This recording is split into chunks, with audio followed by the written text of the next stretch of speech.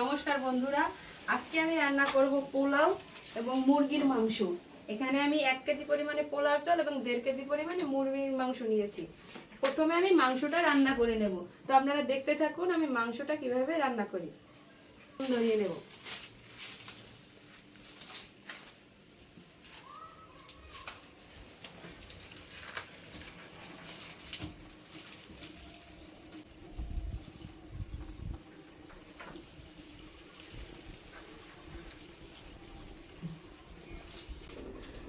চুলার উপর কড়াইটা বসিয়ে দিলাম। কড়াইটা গরম হতে থাক। প্রথমে আমি আলুগুলো ভেজে নেব। আলুগুলো ভাজার জন্য প্রথমে আমি দিয়ে দেব অল্প কিছু সরিষার তেল।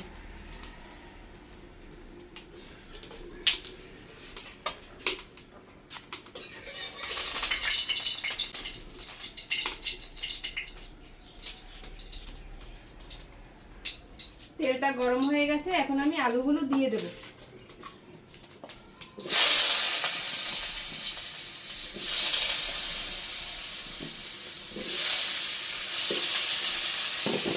অল্প হলুদ এবং কিছুটা লবণ।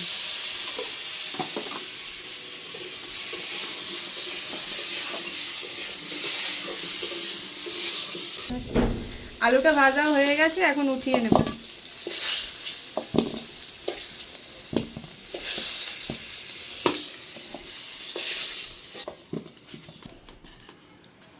কড়াইতে দিয়ে দেব অল্প কিছু সরিষার তেল, বেশি দেব না কারণ মুরগিটায় অনেক তেল হয়েছে। দিয়ে দেব 2টো তেজপাতা। এখন দেব পেঁয়াজ কুচি।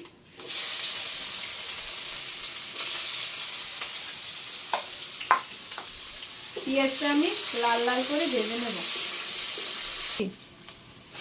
দিয়ে দেব 3টে এলাচ, 2 টুকরো দারচিনি।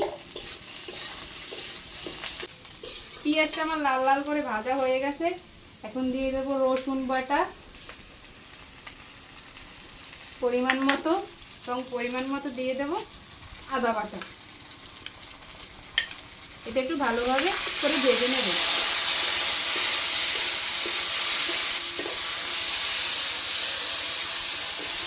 আদা রসুনের কাঁচা গন্ধটা চলে গেছে, এখন দিয়ে দেব অল্প একটু জল। দিয়ে দেব ধনিয়া এবং জিরা একসাথে বাটা। দিয়ে দেব পরিমাণ মতো মরিচের গুঁড়ি। ঝাল আপনারা যে যেরকম খান সেরকম দিন, এবং পরিমাণ মতো হলুদের গুঁড়ি।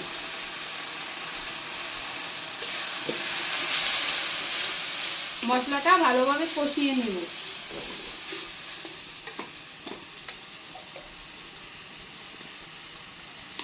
এখন দিয়ে দেব পরিমাণ মতো লবণ।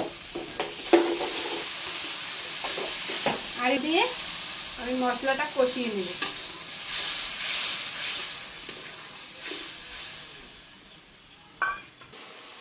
আমার মশলাটা কষানো শেষ, উপরে তেলটা ভেসে উঠেছে।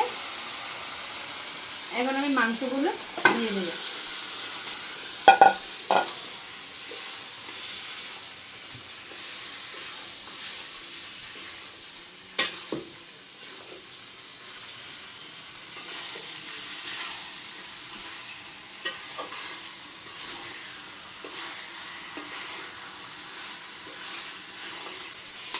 মাংসটা কষানোর জন্য এখন আমি অল্প কিছু সময়ের জন্য ঢেকে দিব।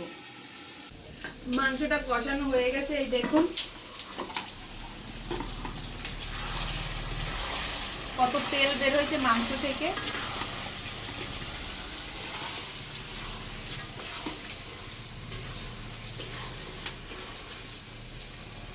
এখন আমি দিয়ে দেব পরিমাণ মতো জল।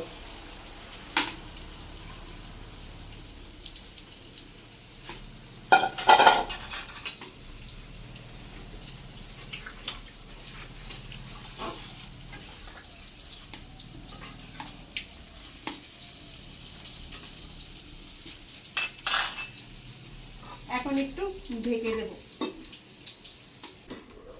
ঢাকনাটা তুলে দিলাম।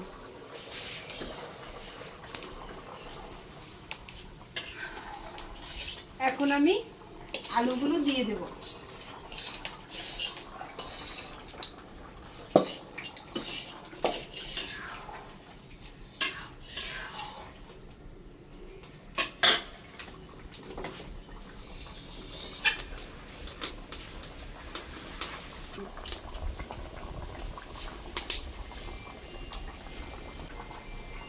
আবার একটু ঢাকা দিয়ে দিলাম। ঢাকনাটা তুলে নিলাম। আমার মাংসটা রান্না হয়ে গেছে। এই দেখুন,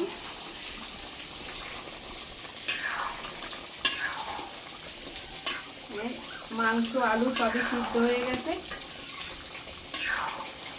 এখন আমি মাংসটা নামিয়ে নেব।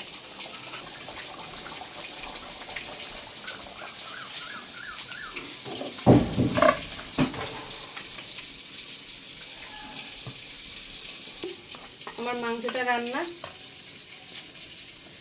কেমন হয়েছে। আমি রান্না করব পোলাও। পোলাও রান্নার জন্য প্রথমে আমি হাঁড়িটি চুলায় বসিয়ে দিলাম। হাঁড়িটি গরম হতে থাক। পোলাও রান্নার জন্য আমি দিয়ে দিলাম সয়াবিন তেল।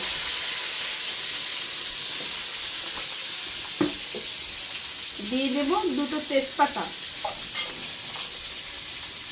3টে এলাচ, 2 টুকরো দারচিনি।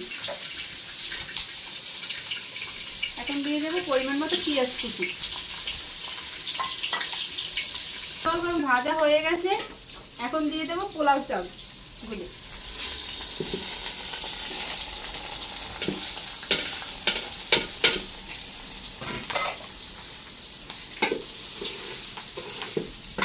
এখন একটু নেড়ে চেড়ে পেঁয়াজের সাথে মিশিয়ে নেব।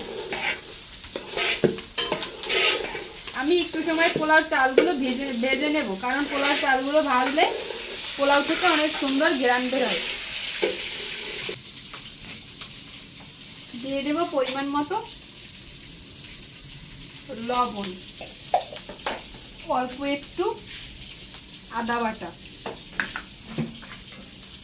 অল্প একটু জিরা বাটা। এখন আবার নেড়ে চেড়ে মিশিয়ে নেব। চালটা আমার ভাজা হয়ে গেছে। এখন দিয়ে দিব গরম জল।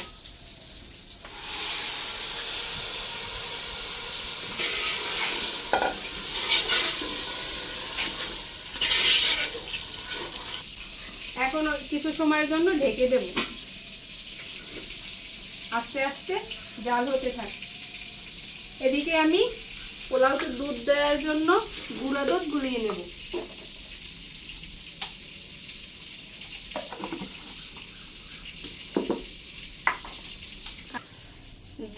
গুঁড়া দুধটা গুলানোর জন্য আমি দিয়ে দেবো ঠান্ডা জল।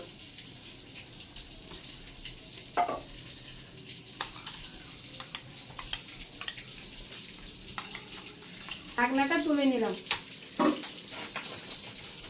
এখন আমি গোলানোর দুধটা দিয়ে দেব। তার জন্য ঢেকে দেব। এখন ঢাকনাটা তুলে নিলাম। দেখি আমার চালটা সিদ্ধ হয়েছে নাকি।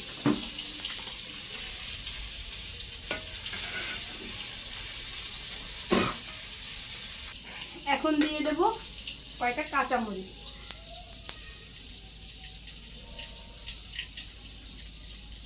দিয়ে দেব কয়টা আলু বোখরা।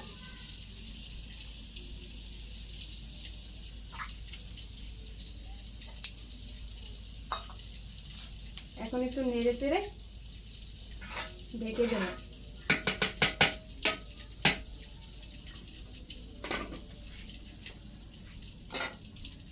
ঢাকনাটা তুলে নিই। আমার রান্নাটা হয়ে গেছে। এখন তুলে নেব।